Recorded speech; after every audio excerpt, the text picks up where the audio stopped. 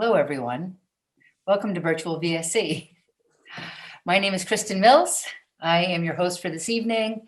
I am the virtual, what am I?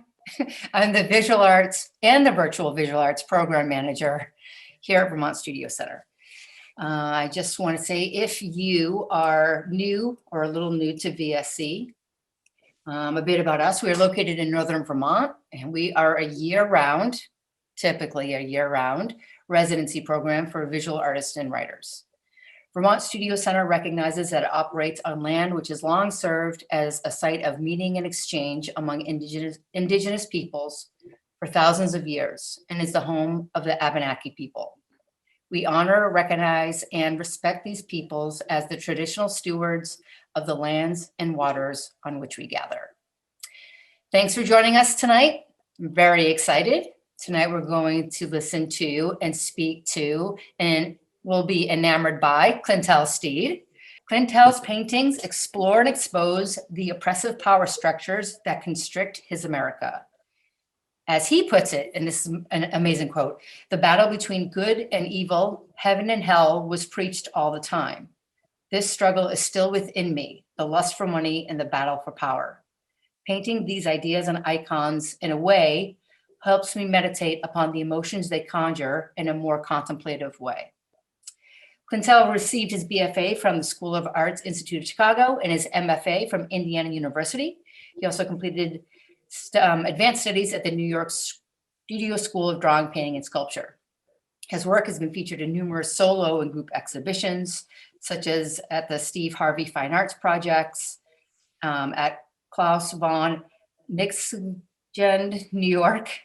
I'm going to edit that one right out when I edit this. So Much, So Little at Regina Rex, and he currently has a show up right now at Borghi Fine Art.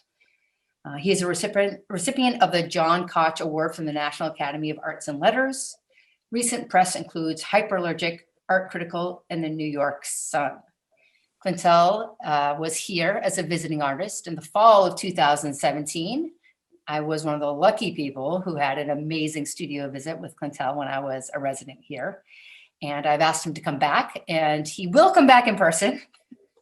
But for right now, he's with us virtually. So without further ado, Clintel, the floor is yours. Thank you very much. And thank you guys for being here and taking the time out to listen to me. One of the things, I'm just going to sort of get started here with this. So when I was first here in 2017, I'm going to show a few photos getting started. And one of the things that I think is super important about these talks when I give them at VSC or places of study is the philosophy behind painting, drawing, or making things. I really do believe it's a very powerful philosophy. So I'm very much honored to be a part of this situation. So anyway, in 2017, I showed this image, and I'm showing it again when I was here at VSC or giving this talk. And I think one of the reasons why I loved that photo back then and I love it now is this sense of the heartbeat to nature with Native Americans, the will to survive and stay connected to a higher place. So, and even in this guy dancing, I think we know some of the history of America and some of the things that have taken place. But I think always when you look at Native Americans and sometimes you feel that culture, you do feel this will to go on. So let's get this started. So one of the things that I think is important is the people that I come in contact with. So I know one of the people that have been here is Stanley Lewis, and this is William Bailey here. And I took this photo, and I'm going to show just a couple photos of a couple people. One of the things that when I do these talks that I wanted to do, instead of maybe talking about de Kooning or Rembrandt or some of the people we know, I really wanted to talk about people that are alive, people that maybe we know, people that are around us, who I think are people that have impacted my life and continue to.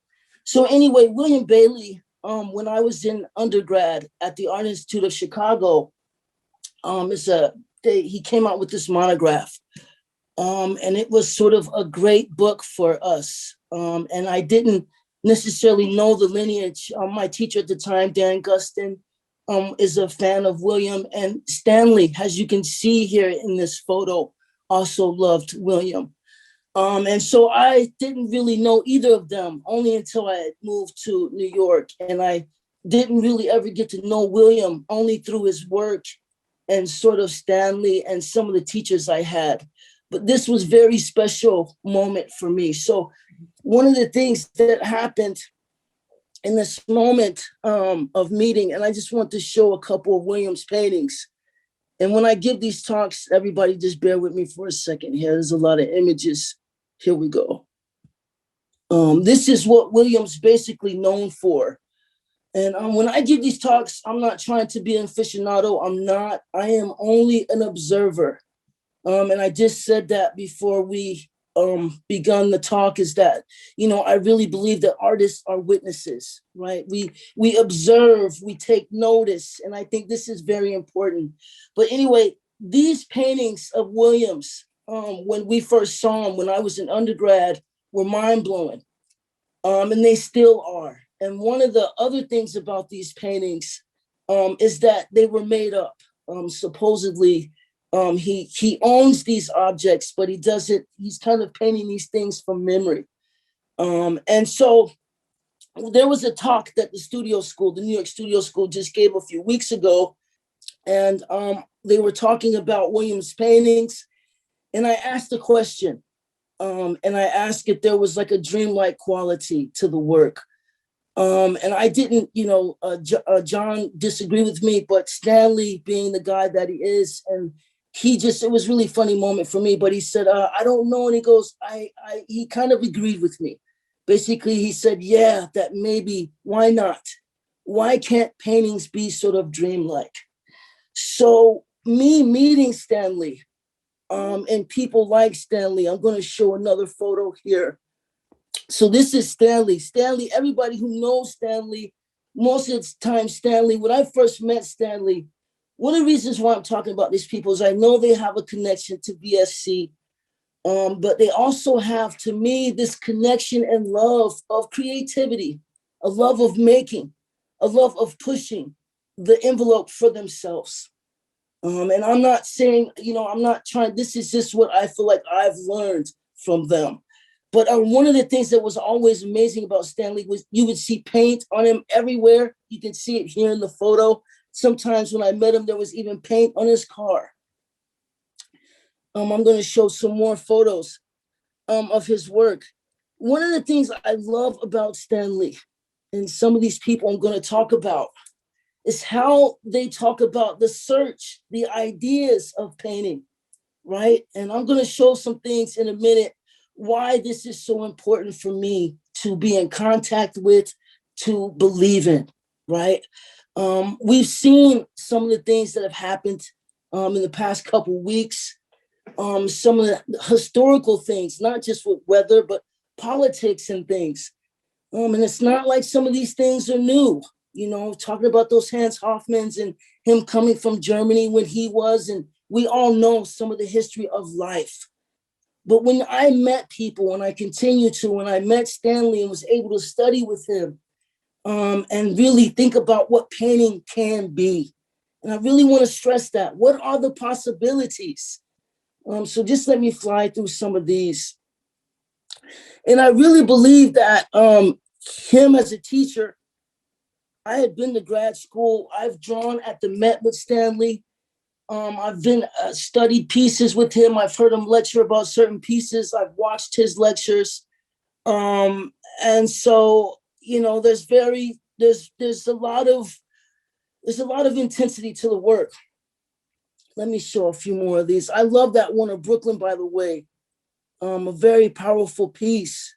One of the other things, look at this piece. When we talk about, one of the things I realize as a painter, and being able to have this connection to Stanley. If you look at this painting, it is doing so many things. on so many levels. When you think about just the surface itself, wow. I was looking at this earlier. So, to be connected to him, be able to talk to him, there's something really special about that. Let me show one more of Stanley's. Actually, I'm going to show a couple more. This is a drawing of his. Now, one of the things why I say this, why I think this is beautiful, I don't necessarily have to go back to, I don't have to go back to Rembrandt. I don't have to go back to a lot. I can just go right there to Stanley and have a lot of things to think about as a painter. And a lot of things. So I think this is very important. And when I talk about some of my other paintings, I'll bring this up. Let me show one more of his. One of the other thing about him that I love too is this idea of space. I think this is a section of these paintings. Some of these he had to show. Some of you guys just Google them. I think the names. I wrote them down, the names that I'm going to use sometimes when I'm having a moment like this. It's hard. Betty Cunningham. So if you Google his name, I think this painting was actually at a show he had at Betty's. But I wanted to show this painting because there's a conversation that I've had with Stanley, and I think it's something that I try to have with myself. And it kind of maybe starts with Cubism and maybe, but how do you deal with space in our time? After Cubism, after Kossoff, after Auerbach, after some of these giants, how do you deal with space? And so I really like this painting for that reason. Let me move on. Here's another person that I'm going to talk about that I know is connected, and that's Glenn Goldberg. And I'm only really bringing these guys up. One of the things is as we move on with COVID, and we know some of the things that have happened in our life. I mean, we're witnessing these things all the time. So I realize these friendships, these teachers, these connections I have with these people that help me believe in myself, help me believe in my ideas. And when you have a moment like we're living through, which none of us ever thought we would, right? Live through a pandemic, it's really special to me to have a friend like Glenn. So anyway, some of you guys that know Glenn, when I first met Glenn, I had seen his paintings too, and I had heard about Stanley. And this is, I have a few more of these, but I didn't have a concept of the personality. I'd heard people talk about him and things, and I talked about this before, but meeting Glenn and seeing his paintings didn't necessarily connect. And he's a very intense person. And one of the things that Glenn said to me, and I'm just gonna kind of go through these things. I think these paintings are beautiful, by the way. One of the things that Glenn said to me once, he said, like, I'm just paraphrasing, forgive me, but he said, when you're creating, sometimes we have conversations just about process and things, but he said, sometimes when you're making something, you got to feel like you're falling out of a plane without a parachute. And that really touched me. How do when you're making something, you have to, it's like you're falling out of a plane without a parachute, So riding this line of creativity, how thin that line, that tightrope can be before it breaks. Just let me show a few more here. Now, I'm gonna, I just want to say one of these things about this is about these people in this moment, and just bring it. There's a lot of friends that I have, a lot of teachers, some of you guys that know me, and one of the reasons why I'm highlighting Glenn and Stanley is because of this connection to VSC, but also this continuation of pushing ideas, never letting something be enough, always wanting to go further, pushing the craft for yourself further. And when I talk to these people, and what I've learned is it doesn't matter what anybody else is saying around you. It's really about the things that are taking place in the studio. And I'm very honored to have that. Let's look at one more of these. I'm sorry, some of these pieces, and talking to Glenn, like I said, he's very serious, both of them, him and Stanley, and some of these people that I'm going to talk about, very focused individuals. And I'm very much honored to be in contact with that. Let's go here. Let me now, so I'm going to sort of get started here with myself. I know that or I don't even know how to say that right, but how can I try to talk about myself for a second here, because I really could just talk about other painters, because I love art history. I really feel like the most important thing is understanding. So let's just start here. Everybody I know this is Black History Month, so I had to kind of bring this up, right? And which is why I'm gonna, full circle here, like a cycle. One of the reasons why I wanted to put this image up, I remember when I was sort of in not grade school, sorry. I was in about 9th grade, 8th grade, one of those years.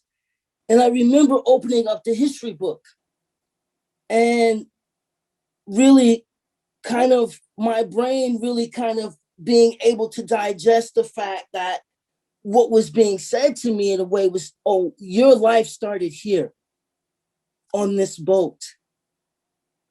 And there's a lot of these things when you can say it. I'm not going to get lost in this, but this idea becomes very mental, right? When I was looking at this in the 90s, you couldn't tell me I was in this boat, but somewhere mentally, you could put me back there. So I think when I meet people, and I'm just going to continue this, let me show this because I think this is a great moment to sort of show this. When you actually think about Martin Luther King in a way, what was it that, is it just that I can sit at the front of the bus and nobody can give me a hard time?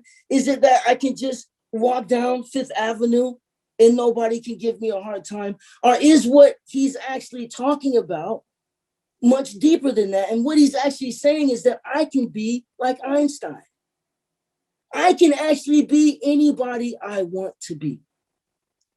And so when I see that, I just saw this the other day, and I don't, and I made this drawing of him because we have, and let me see if I have it. If I can't find it, doesn't matter. Hold on a second.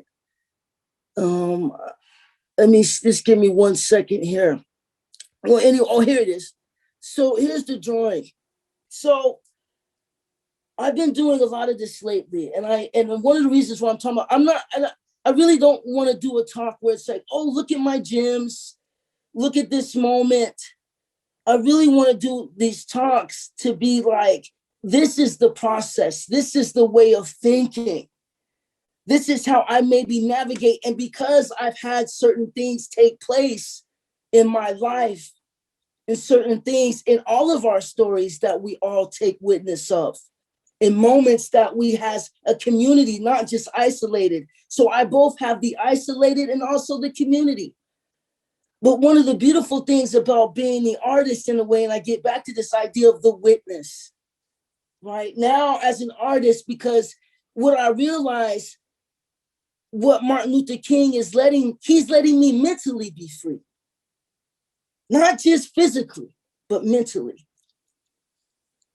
So I'm going to go here. So I realized, and that this machine is almost a year old. So I'm just going to show you guys a few pieces and some of the things I'm working on now. But I really want to drive home, because if we were in person, and why I think these moments are important, is because how do we as painters, how as we as makers, how do we as creators keep the wheel going, right? How do we believe in ourselves?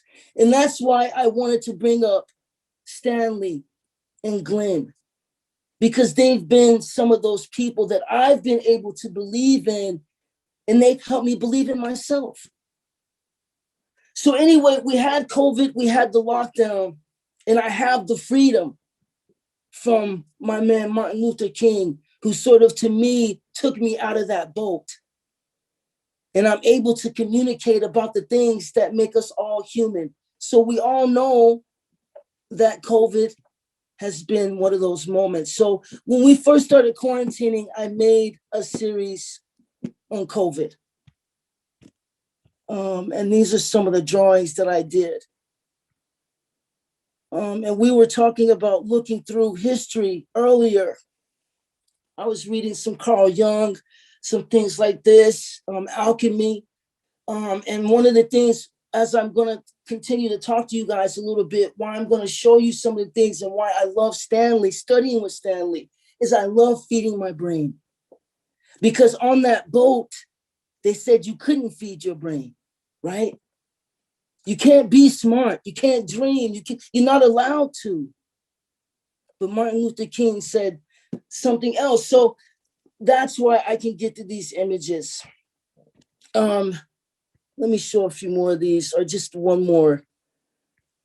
So I'm going to show you guys something I think is super powerful that also was, here's another one. One of the reasons and some of the ways that I work, and I'm just going to show you guys this really quickly. I worked at the Met for a while, and I worked at Sotheby's as a guard. And these were two kind of pivotal moments for me, building my character, building me as a man, and also maybe a test for me. But let me go and show you guys this. When I was working at the Met, I really had for the first time and this is Monets, the Cathedral series. And I had started to learn about Monet in Chicago, but I think this idea has always stuck with me. If you guys know the story about these paintings, he wanted to paint this cathedral, and it's called the Rouen Cathedral, at different times and even different years, and seeing how these things affected the facade. So here's the 1, 2, 3, 4, 5, 6, 7, 8, 9, 10, 11, 12 paintings of the same thing. And this thing, he just didn't do it with it. So there's a couple of these. Just let me pull these up because I think these are really beautiful. And I'm sorry about these photos. I really feel like more than me trying to, because you can go back, look at these Monets if you want. Spend time. That's all I do. I want to study. I don't want to be trapped. I want to be free. And I want to be free to explore the human experience as a painter. And that means a lot of things. And Hans Hoffman teaches us that. Glenn, so it goes on. But anyway, this is very beautiful. So anyway, let me go into this. So I'm working there. So I always, and I'm just going to show a few of these pieces because I like to work. There's something that happened to me. And let me see if I can, I should show this really quickly. This is important. I was also, this is James Rosenquist.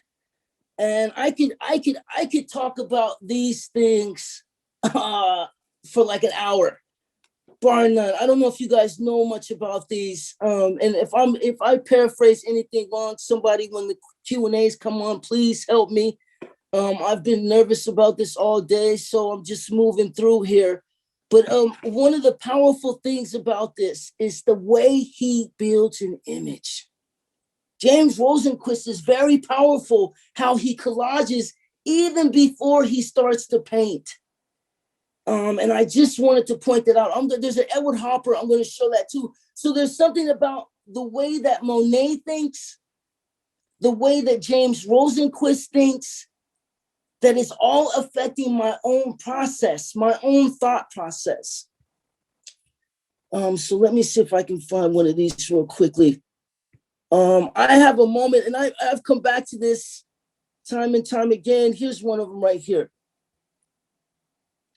So I'm going to show one of these before we end or before it's over. I'm just moving through again, just trying to talk about experience. There's a couple pieces at the Met in the Aztec art. I was going to try to maybe find them, but they've always haunted me. And I don't mean haunt, like, you know, but they've always sort of stood out to me. And in very mysterious ways. So I was at the Met one time. I think I was teaching class or something, and I started drawing this Aztec sort of mask.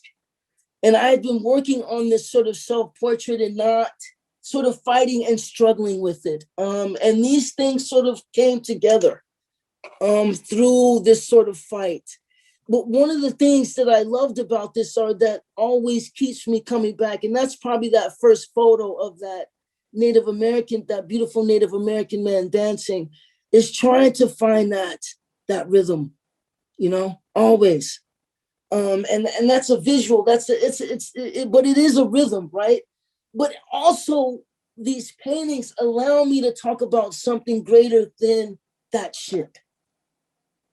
I am now not just a person, because of Dr. King and his beautiful words and what he did for me. I can look at this, I can be somebody else in a way. And I think these paintings are testaments of those moments. And I'm going to show maybe just one more of those. 1 second here, because these paintings are important. Here's another one.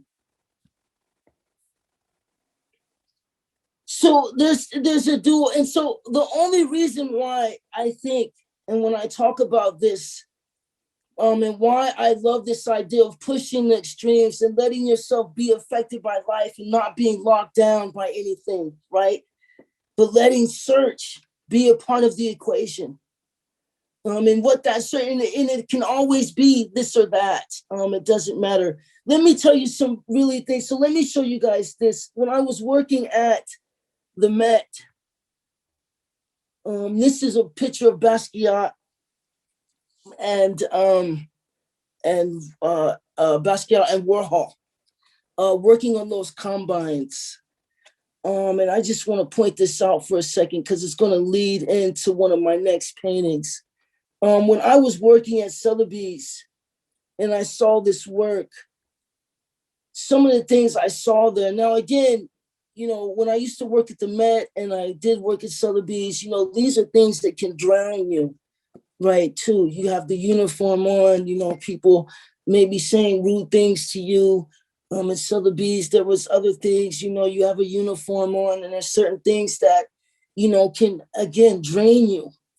But I always felt like these moments when I was seeing certain things like these pieces, and this isn't the one I saw, and I can't even get it. But when I saw these combines, the one that I saw, my mind was blown away.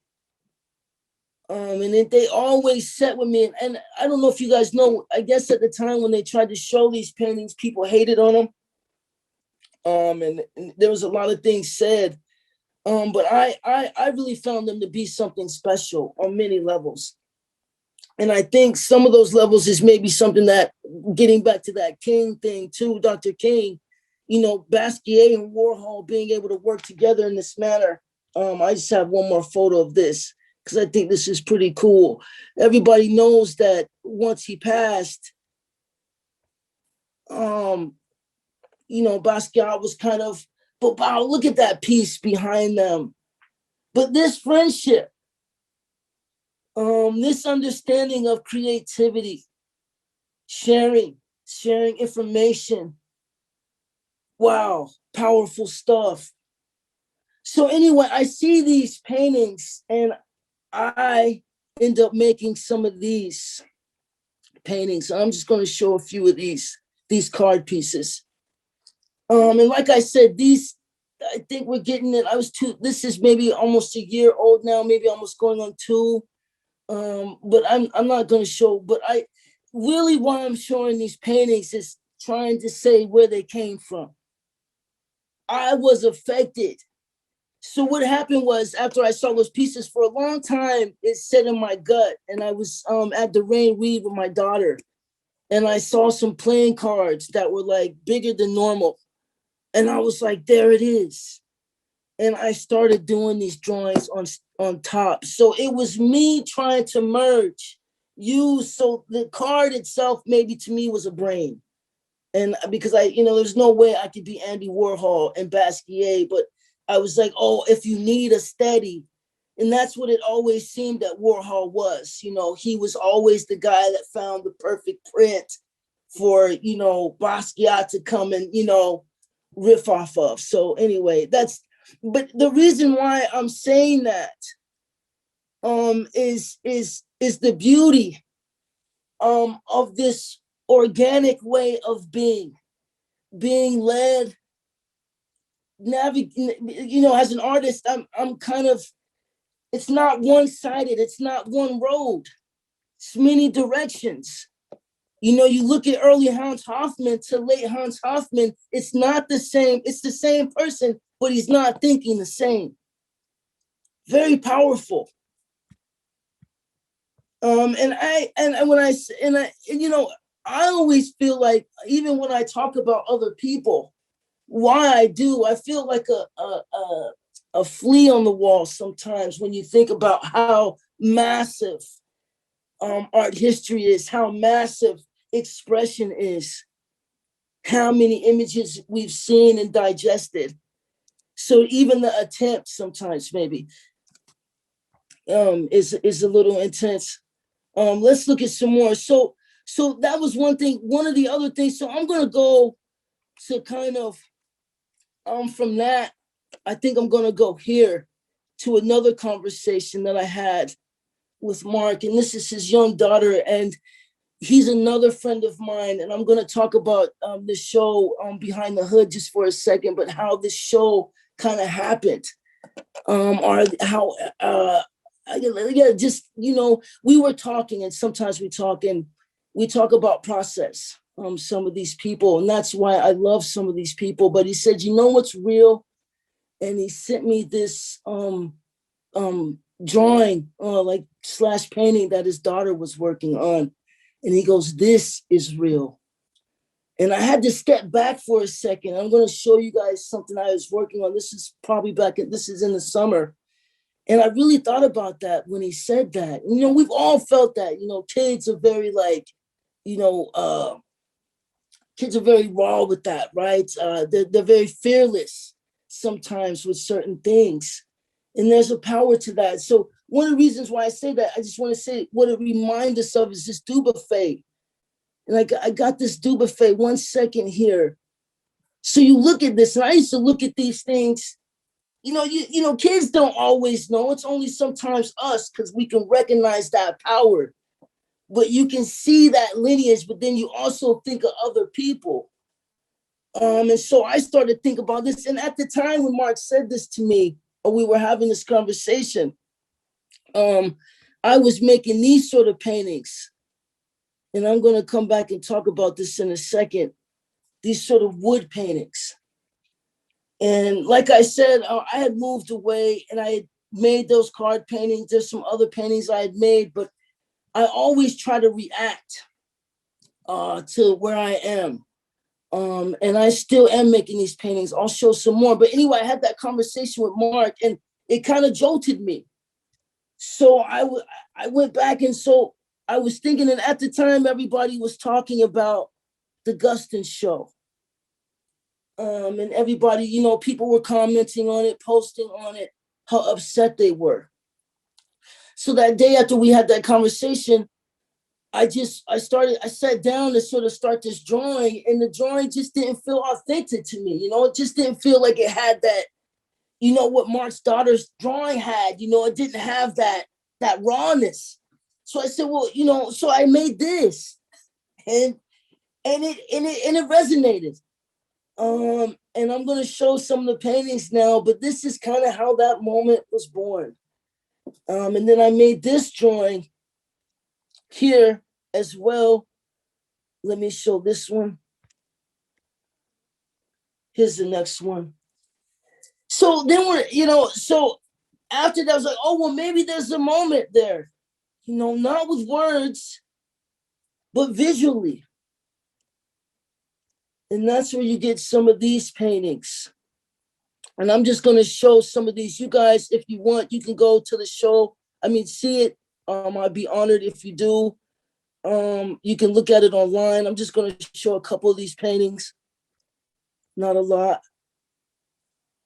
But again, the only reason I really like how these paintings came about, from having this conversation with Mark about creation, and we always often do, just about process, about truth, and him showing me that drawing, and then me sort of wanting to think about that myself, and this being born from that. Called this one Entanglement. The things about these paintings, and I'm just gonna probably, I'm not gonna show too many of them because I really want to talk about some of the other things I'm working on now as well too, but because the show is still up, so you guys can check it out. But this show really gave me a chance to maybe speak about some of those elements that I was talking about on the boat, and talk about those moments, and confront them and be done with them. And I think that's something to be said. There's a lot of weight here, but I think moving through, and let me just maybe get to some of the new things, because I don't want to take too much time. This guy here, on Rodanier, excuse me if I'm saying that wrong, forgive me for that, but you guys know this work. There's a moment that we just been living through. So I've been making these paintings of the trial that just happened, and I'll show you guys a couple of these. But when I was thinking about that earlier, he is one of these people. Let's look at a couple of these. And he's also one of the people that I was able to sort of look at the Met. I think I might have a better one of this. Yeah. This one's called, actually called something like the lawyers or something. And I didn't write down Damier's painting. I forget what this might be, 1880. I forget when this time is. You guys might help me. Such a beautiful painting, though. And we know some of the things that's happening during these moments when they're making these paintings. But it's crazy to think about him making these paintings. And then let me show these.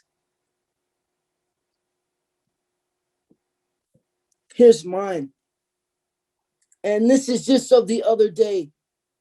And when the trial started, I wanted to make these paintings live.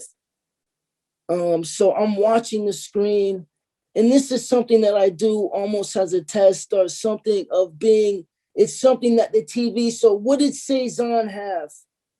What did they have that changed the dialogue or that sense to nature? And what is it that we have that changes our sense to nature?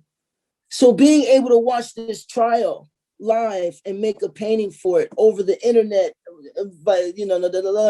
is something. And these are small, again.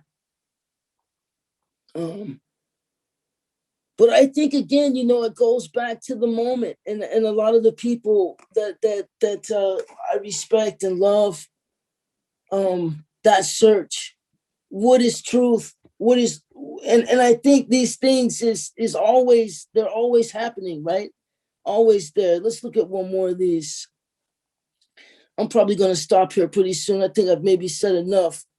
Hold on a second. Oh, this is nice. I did want to, this is another thing. If you guys check out Behind the Hood, if you can, I hope you do. If not, I'm glad you're here. I really, really want this more than anything to be about how it is as an artist to always constantly be looking and searching. I can't express that enough. And that dialogue, that search, how beautiful it is. This painting is one of these paintings that I've been working on, trying to still, I made this painting when we first got the snow up here. And I don't feel like it snowed this much in a long time in New York. Not for a while. And I saw something and I wanted to make this painting. I call this like my winter warrior dude. This is Edward Hopper's, and I remember I showed you guys, I think I showed you the James Rosenquist, beautiful, beautiful, beautiful things. And this Edward Hopper, look at his mind. Look at this. We all probably know this lighthouse painting. There's some notes here. I have a couple other one of these notes where he draws the paintings. And he's drawing, making little almost, I don't even know, there's a name for it. It's escaping me, but the way he's mapping that out. So again, I love this thing about this world. When you think about it, Damier, you know, him painting this life, me knowing this, right? I know he's done this, not necessarily thinking about it when I was thinking about the trial. I didn't think about it today. I mean, I thought about it today because of the talk. But it's interesting to see how he's dealing with his life and to really be seeing life unfold in front of us too. I kind of like that idea of one thing flowing into another. Let me show this, and this will probably be my last one here, and we should probably open it up for Q&A. I actually had a couple things, and I think that'll probably be, I probably can stop with this, but I had a couple quotes here. This might be kind of cheesy. I want to go with this one. And I had a couple of Van Gogh quotes before I finish. And these are just, you know, I had to start the talk out with Stanley and Glenn, very honored. Hope I didn't embarrass them in any way. Just honored that I've been able to know them and share. And I think this is what this moment is about. But anyway, let me read this. Art is to console those who are broken by life. Great things are done by a series of small things brought together. What would life be if we had no courage to attempt anything? And I'm going to show this painting with this last one because I think I always love these pieces. I always wanted to go to France. I tried to do this when I lived in Chicago. I always thought, and I can't necessarily blow it up for you guys, but if you look at that bottom half of the painting, not where the sky is, if you look at the bottom right corner, really beautiful how that painting breaks up. You know, I was always really fascinated by the way he made that space. But anyway, I want to read this. It says, the way to know life is to love many things. And then he goes, I would rather die of passion than of boredom. So I think with that, everyone, thank you. I hope that made sense. Helpful in your endeavors. That was great. Thank you, Clintel, for that. Thank you, guys. Ready, set, go. Somebody already said that was the best talk ever. And it wasn't me. I didn't say that. No, thank you, guys. Thank you for that. That's humbling. I'm over here shaking in my shoes. You have no idea. I woke up at 6 o'clock this morning thinking about this talk. But if you guys enjoyed this, I mean, it really is about other people, not just me. But I think these people, like I said, Glenn Goldberg, Stanley Lewis, oh man, they really touch my heart. And then when you think about what Martin Luther King actually meant, what did he mean? So let me show you this just before we stop. If you guys have no questions, I'm sorry, I didn't really show too many of these and I took out the time. these You're wood good. pieces. You're good. I just want to show, here's one of the wood pieces. And I for you guys, painting this wood for me means a lot of things on so many levels. And I'm grateful for that, to a piece of wood. I've actually started reading about wood and everything is crazy. So anything, so and let me just say one more. There's one more. I like this one. Some of these things maybe even go back to that William Bailey as well. His daughter, Alex Bailey, actually has a show up at the Painting Center. You guys should see this show too. It's a tour de force. Yeah, these things, weight, right? What is weight? Anyway. Thank you guys. Okay, I have something here. They said, fantastic. An artist is always looking and searching, being a witness and bringing our individual perspective as our community perspective. Our experiences are reflected in our work. Powerful, thank you. That wasn't a question, that was a statement. I guess I didn't need to read it. I'm sorry, everyone. But no, I mean, thank you. I mean, because that's the truth. A lot of times people think artists are these people living with their emotions on their sleeve. That's not true. Look at what Van Gogh says. Art is to console those who are broken by life. And that's, he says art. So when we look at what we're living through and we can have a conversation about Stanley Lewis, or, I can get up and say, hey, I made this painting, or, Mark talked to me about his daughter's drawing, these are real things about life. Mm-hmm. And I'm just trying to be a witness and honored by the people who share with me those things and challenge my way of thinking. Here's a question. Would you tell us why you chose to paint wood portraits? How did that idea come to life? Thank you. No, I just nature, I think about Cezanne and those people, and that's why I said I'm always just trying to respond. And when we moved, it's just so much wood around, and then you think about what is this possibility? I'm not going to show another one, but again, it's an offer. It's an offer to make a different type of painting, a different type of space, a different type of experience. Mm-hmm. And then also something that would never be expected maybe coming from me, which is why I said that too. I always want to, when I don't say this, but when I was a kid growing up, I listened to hip hop. Tupac was one of my favorite rappers. Biggie Smalls, and you can go down the line. And it's true, I did listen to that music, but I think sometimes you wouldn't find some of those people maybe walking down the street with a Shakespeare book, or doing a painting of a tree.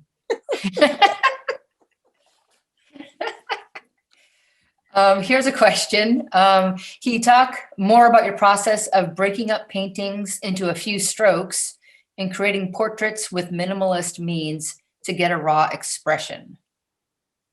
Whoa. Listen, wow, that was really heavy. That's hard. Look, one of these ones was kind of born, and I don't even know. Oh, well, maybe this, how can I say this? Here's a painting. And I love that question. Mm-hmm. So this was one of those moments. I was teaching a class, and it was the figure over Zoom. And I love that with Stanley. Sometimes he would work with us. So, but what I start to realize, and I hope, is that a mark, if it's considered, can hold a certain amount of space. So it can be both a shape or a mark. These things, how they relate to each other. So they're a conversation of things. I hope that makes sense. So it's not about trying to, how can I say this, be minimalist, be abstract, or even be loose, right? As much as I am just reacting in those series of reactions. maybe build up to something. There was one, hold on a second here, that I had, and it was like a head. Oh, these things. There was these things. Let me show you guys this. I think, look at these. Mark had posted one of these things. This is one of those Andy Warhol prints, right? So then I never even said this, but then I had this painting, and I was going to talk about this. But you can't necessarily say it's the same, but somehow maybe. And this is a figure. And I think some of those flowers are done on enamel on wood, and this is enamel on wood too. But see, there's a mystery sometimes when you're just, you're striking on things. That's the beauty of painting, I think, and fine art itself. It's not always going to be spelled out, right? You got to be, and that's why I think to make a painting, to make a drawing, you got to be present. There's one more. Thank you guys. You guys are awesome. I love this. There's one more of these figures I made. Here's one of these ones that you guys were talking about, maybe. Look at how this guy, this painting, by the way, I had scraped down, and so it's building a life. And then I start building on top of that thing, but then the guy's head is moving because of the screen. It's really kind of being built on moments and little, like, I love this thing that Van Gogh says. What did he say? He said, great things are done by a series of small things brought together. Wow. That's fire. That's really powerful if you think about that. And it isn't to define anything. And I think that's what we forget about art history. Even Mark Rothko, the minimalist people. Mark Rothko didn't start out the day saying, I'm going to paint plain fields of color. He really had to fight for that, right? I hope that was okay for that question. What do you think? Is that all right? I loved it. It actually is a really great segue into the next one. About color. They said, your colors are so striking. Can you share anything about your feeling about color? Oh, yes. No, I think the life beat, alchemy. I think the palette is the heartbeat of a painting. And I think I got this from Susanna, my teacher. But I think mixing on that palette all the time, finding those colors. I once had a teacher, Don Southard, said to me once, he said to the class, but he said, there is no such thing as a muddy color. And that always sat with me, you can push color to any extreme, even a muddy goop. And sometimes you'll put that thing, what you think is this nasty mass, and you'll put that down on a painting, and sometimes that color will just go boom.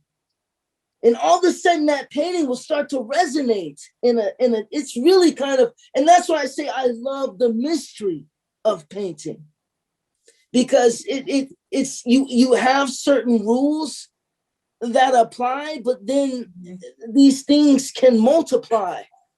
Very, very beautiful way of thinking about things. So I always want to sit in a place never of being angry or sad or anything. I want to look for possibilities. And the only way to see possibilities is to have an open mind, which is clear and free of burden of emotion.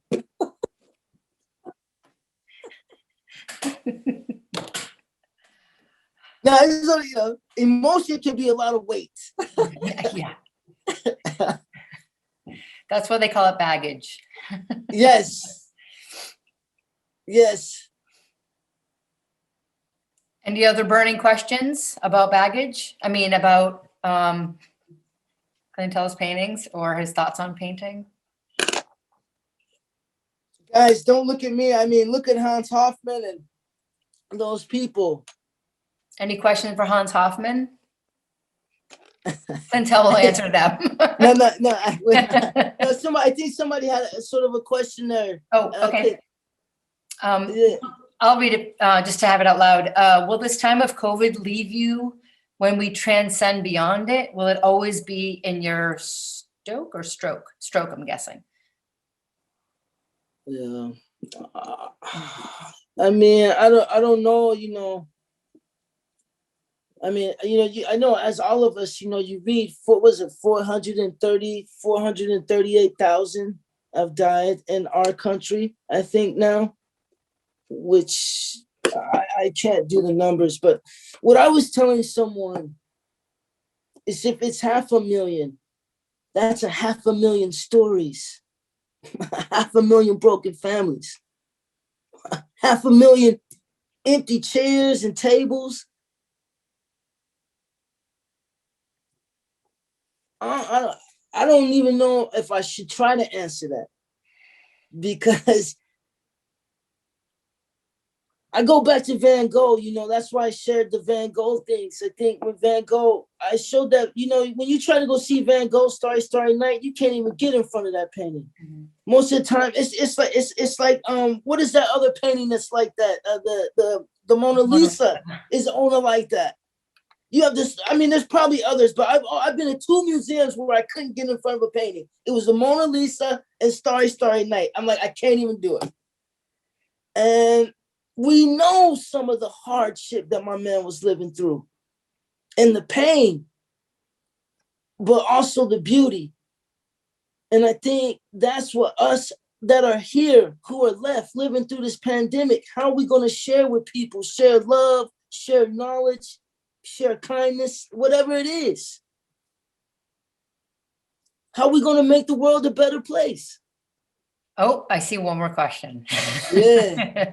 When I was a student, a great teacher of mine said the best education you could get as a young artist was to work as a guard and just be with the paintings all day, looking and thinking.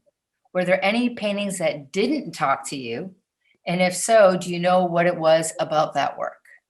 Yeah, I mean, I didn't necessarily, you know, there's certain art that I think I look at that doesn't talk to me. I think when I was a guard, I started carrying a sketchbook around with me.